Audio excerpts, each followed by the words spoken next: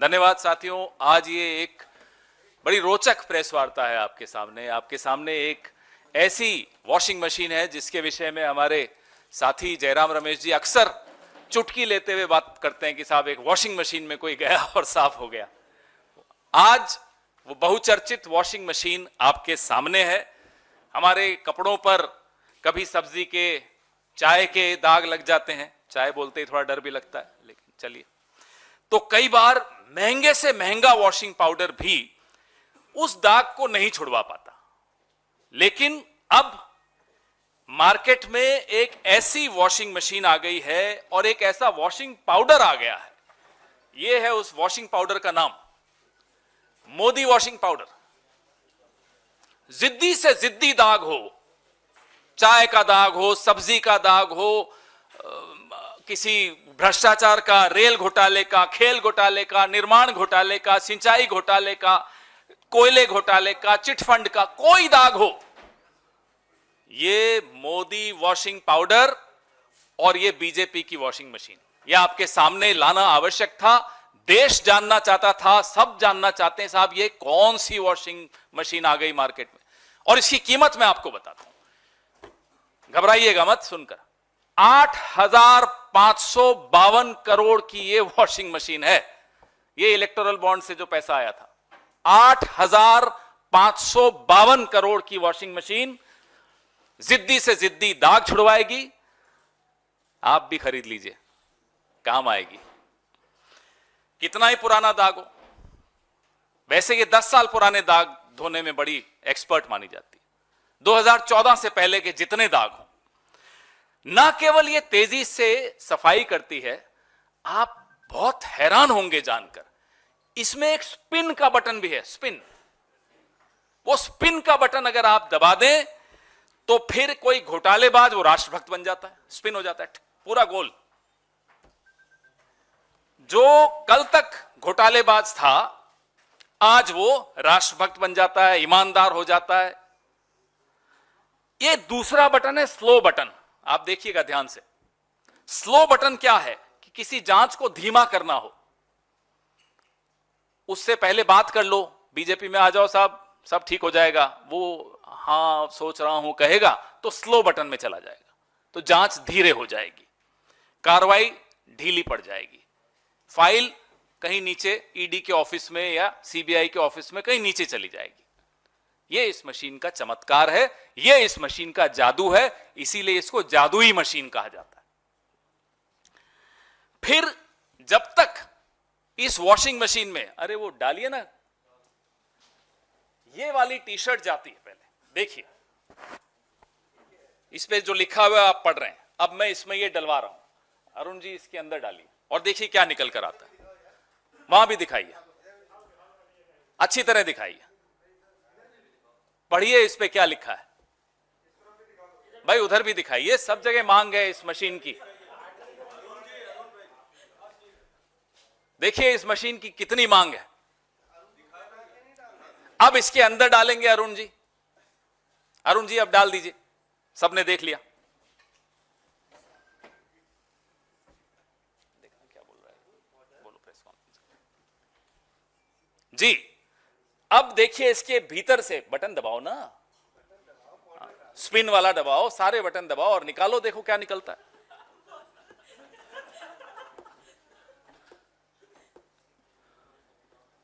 आज की प्रेस वार्ता मोदी जी जरूर देख रहे होंगे। अब ये देखिए साफ होकर क्या निकला।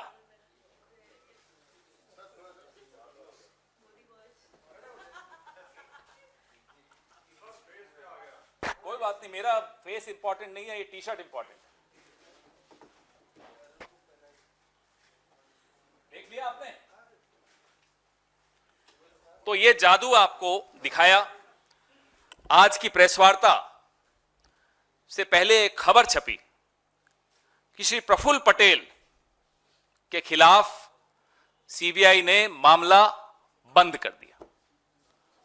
आज से कुछ महीनों पहले प्रफुल्ल पटेल जी ने एनसीपी को तोड़ा, भाजपा के इस वॉशिंग मशीन के गठबंधन में शामिल हुए, इस वॉशिंग मशीन के अंदर गए और बाहर यूं निकल कर आ गए। ये प्रफुल्ल पटेल जी के साथ हुआ। ऐसे 21 उदाहरण हैं, अभी आपको मैं प्रेस रिलीज में दे रहा हूं। 21 उदाहरण। हिमंता बिस्वा शर्मा है, उसमें नारायण राणे है, उसमें अजीत पवार है, उसमें हसन मुशर्रिफ है, उसमें छगन भुजबल है, उसमें अब अशोक चौहान जी भी उसमें। और आपको मैं एक एनेक्सर दिखाऊंगा। यह भाजपा ने आरोप प्रफुल्ल पटेल पर लगाए थे। ये देखिए, ये क्या आरोप थे? ये आरोप थे कि एयर इंडिया को लीज पर हवाई जहाज लेने की कोई जरूरत नहीं थी, लेकिन प्रफुल्ल पटेल जी ने, मंत्री जी ने जबरदस्ती फाइल मूव की और लीज पर, पट्टे पर हवाई जहाज लिए, जिससे 3000 करोड़ से ऊपर का नुकसान हुआ। और वो पैसा आरोप लगाया गया कि हमें मिला यूपीए की सरकार में। हमने उस वक्त सीएजी, क्या नाम है उनका, आजकल तो सीएजी के नाम भी लोगों को याद नहीं रहते, लेकिन उस वक्त के सीएजी का नाम तो सबको याद है, विनोद राय हुआ करते। कठपुतली थे, डोर जिसके हाथ में थी आज वो सत्ता में है। तो सीएजी ने अनाप शनाप लंबी चौड़ी उसमें टिप्पणियां की, आप लोगों ने खूब चलाई वो टिप्पणियां, और उन सब रिपोर्ट्स का लाभ लेते हुए आज नरेंद्र मोदी जी इसके ऊपर सवार होकर बैठे। या तो प्रफुल्ल पटेल जी ने भ्रष्टाचार नहीं किया, और अगर नहीं किया तो यह आरोप झूठे थे। नरेंद्र मोदी को माफी मांगनी चाहिए प्रफुल्ल पटेल से, यूपीए से, कांग्रेस से, इस देश के पत्रकारों से, इस देश के एक्टिविस्ट से, इस देश के तमाम उन नागरिकों से जिन्होंने उस रिपोर्ट को और नरेंद्र मोदी की बात को गंभीरता से लिया था। अगर वो ईमानदार थे तो ये आरोप झूठे थे। और मैं प्रफुल्ल पटेल जी से भी आग्रह करूंगा, हिम्मत दिखाइए, ठोक दीजिए मानहानि का दावा नरेंद्र मोदी पर, हिम्मत दिखाइए। अब तो क्या, अब तो आपके पास ये हो गया, अब तो आप साफ हो गए, अब थोड़े वापस से फाइल खुलेगी। और अगर ये आरोप सच्चे थे तो ये फाइल क्यों बंद हुई, ये केस क्यों बंद हुआ? दो ही चीजें हो सकती हैं, या सच था या झूठ था। झूठ था तो माफी मांगिए, सच था तो आपकी पार्टी में, आपके गठबंधन में वो क्या कर रहे हैं, फाइलें क्यों बंद हो रही हैं? ये सवाल जायज है, ये सवाल सिर्फ हम नहीं पूछ रहे, ये सवाल आपके मन में है, आप पूछ पाते हैं तो पूछ लेते हैं, नहीं पूछ पाते तो मन में रख लेते हैं, लेकिन ये सवाल देश का हर नागरिक पूछ रहा है। Every single Indian wants to know the charges levelled against people like mister Praful Patel, people like Mr. Ajit Pawar, people like Mr. Chhagan Bhujbal, were they right? If the charges were right, what are they doing in your alliance? Why are their cases being closed? And if the charges were wrong, why were they wrongly accused? Please apologize, Mr. Modi. तो ये आपके सामने, ये washing machine का जो हमने किया, सिर्फ ये दर्शाने के लिए किया कि एक के बाद एक आप देख रहे हैं कि किस तरह से मजाक उड़ाया जा रहा है, आप लोगों की पत्रकारिता का मजाक उड़ाया जा रहा है, क्योंकि आपकी पत्रकारिता ने इन आरोपों पर जमकर चर्चा की थी। इस देश की राजनीति का मजाक उड़ाया जा रहा है, इस देश के सीएजी का मजाक उड़ाया जा रहा है, इस देश की एजेंसीज का मजाक उड़ाया जा रहा है, इस देश के लोकतंत्र का मजाक उड़ाया जा रहा है। अब इस मजाक का अंत होना आवश्यक है, क्योंकि अब यह मजाक क्रूर हो गया। It's a cruel joke now. मतलब कोई इतनी बेशर्मी से कोई ऐसा कोई करे, कभी इतिहास में इस देश ने नहीं देखा। तो दोस्तों, ये वॉशिंग मशीन हम आपको बेच नहीं पाएंगे, ना आप खरीद पाएंगे, क्योंकि 8,552 करोड़ की मशीन तो सिर्फ एक ही आदमी रख सकता है, उसका नाम नरेंद्र मोदी है। लेकिन इस वॉशिंग मशीन की बात आप लोग छापिएगा और दिखाइएगा जरूर, यह देश को जानने का हक है। और इस वॉशिंग पाउडर के विषय में भी आप जरूर लोगों को दिखाइएगा। आप सबको यह कॉपी दे रहे हैं, यह कॉपी आप संभाल के रखिएगा। ये इस लोकतंत्र में, ये आपके बच्चों को, आपके आने वाली नस्लों को जरूर दिखाइएगा कि एक दौर ऐसा आया था, एक वॉशिंग मशीन ऐसी आई थी, एक वॉशिंग पाउडर ऐसा आया था जो घोटालेबाजों को राष्ट्रभक्त बना देता था। जरूर बताइएगा। इससे अच्छी शिक्षा आप अपनी आने वाली नस्लों को नहीं दे पाएंगे। धन्यवाद। आपके सवाल इसी पर फोकस रखिएगा, बहुत महत्वपूर्ण है ये मुद्दा।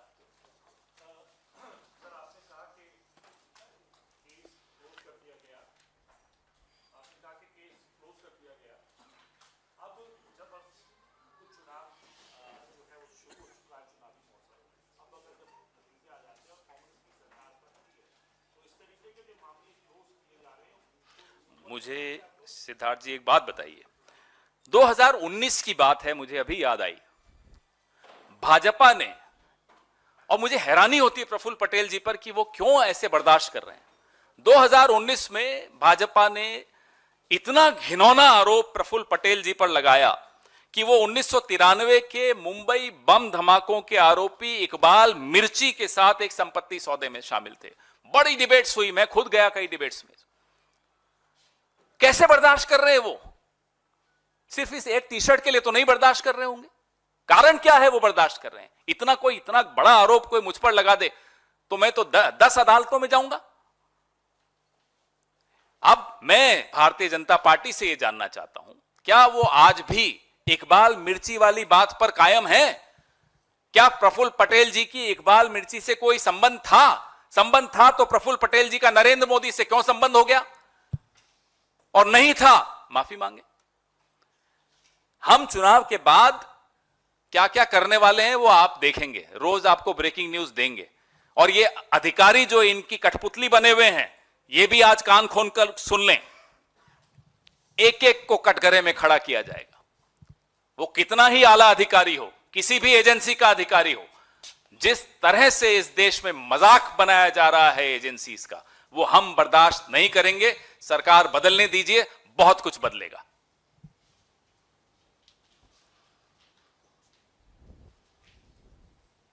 फोटो तो ले लीजिए वॉशिंग मशीन की।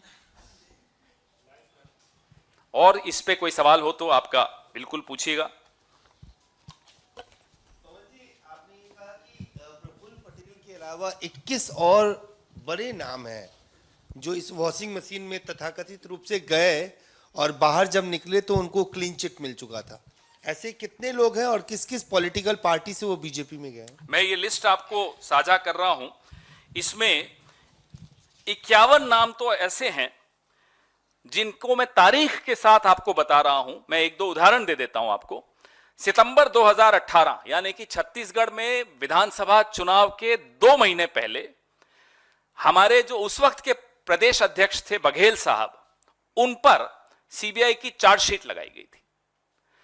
जनवरी 2019 यानी कि लोकसभा के 4 महीने पहले हुड्डा साहब पर सीबीआई ने एक मामला खोला था। ऐसे मैं आपको 51 उदाहरण दे रहा हूं जो विपक्ष के नेताओं के साथ सीबीआई और ईडी ने किया। उसके बाद एक और लिस्ट में आपको दे रहा हूं जो ऐसी लिस्ट है 21 लोगों की।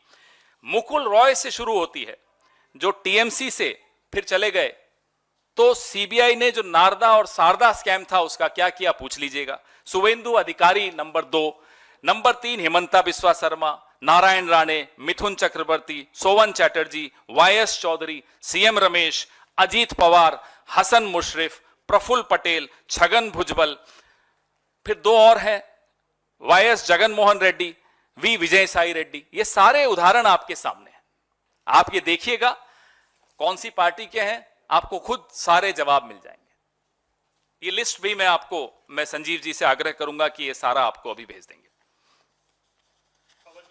प्रफुल्ल पटेल की जिस पर सब पवार ने कहा है कि ये तो होना है, तब बीजेपी चले गए हैं। उन्होंने कहा कि ऐसी चर्चा शुरू हो गई है कि जेल जाने से बेहतर है भाजपा में चले जाइए।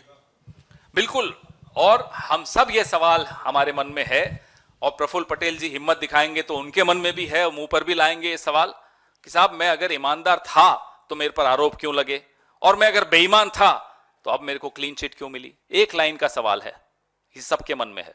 शरद पवार जी बिल्कुल ठीक कह रहे हैं, ये बीजेपी में चले गए या उनके गठबंधन में चले गए तो ईमानदार हो गए, हमारे साथ थे तो बेईमान थे।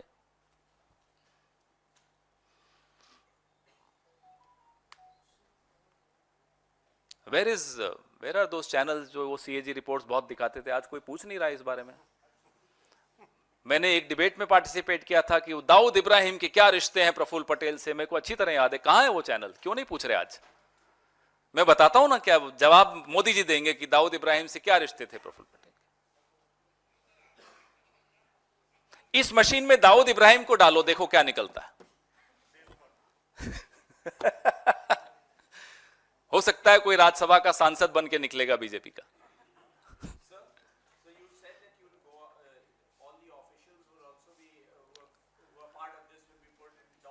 No one. If India Bloc comes to power, will you also go after these politicians who you are saying that have gone to the BJP and their past record has been? Well, we have always maintained that all these so-called scams which the BJP spoke about were fake. All the so-called reports that the so-called CAG called Minister Vinod Rai, who was a puppet in the hands of the current regime, were fake. But we'll definitely go after every single officer of these agencies who has willingly become a party to undermining our democracy and our constitution. No one will be spared. Thank you. Stay ahead with our cutting edge news app. Instantly access the latest shorts in just 1 minute and breaking news in just 50 words. Download now for a smarter, faster news experience.